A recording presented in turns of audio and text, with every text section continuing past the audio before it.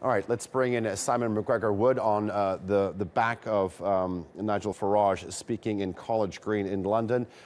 Simon, Nigel Farage said it was a big victory against big business, a big victory against big politics. He said it was a victory for ordinary people. What did you make of his speech?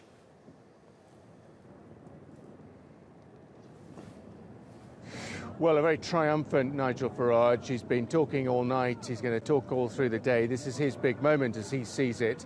And yes, you're right. He made that point very clearly. It's one that he capitalized on throughout this campaign, trying to connect with ordinary people, trying to characterize this referendum debate, this choice, as one between ordinary people and elites that have become remote and uncaring about the plight of ordinary people.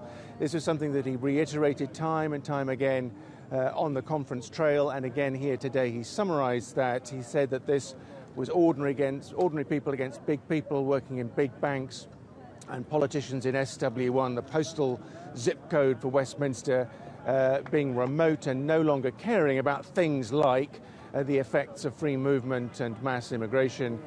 He said that there is a massive disconnect between Westminster and ordinary people, and people here, referring again to British politicians, simply don't get it.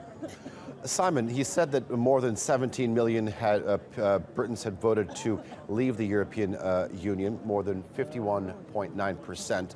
He said it's time for a Brexit government. What's going to happen?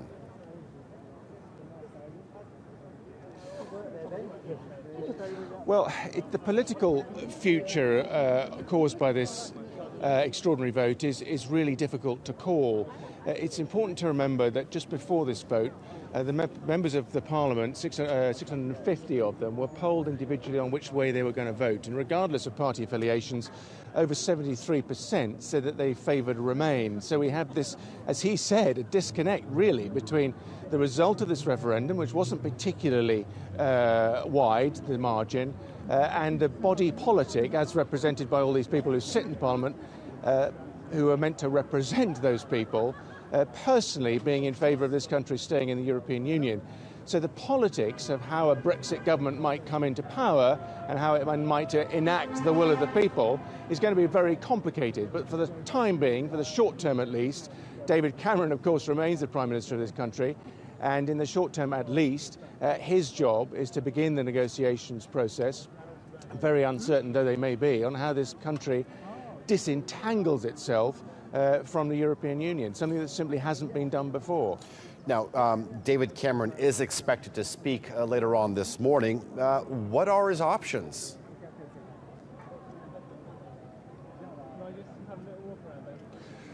Well, in the short term, it's difficult to see him making an immediate resignation announcement, but many people here, many political analysts are suggesting that longer term, his future as Prime Minister has become very untenable simply because he put so much of his own personal political capital in the campaign for this country to remain part of the European Union, and essentially his could be seen as a significant personal political failure.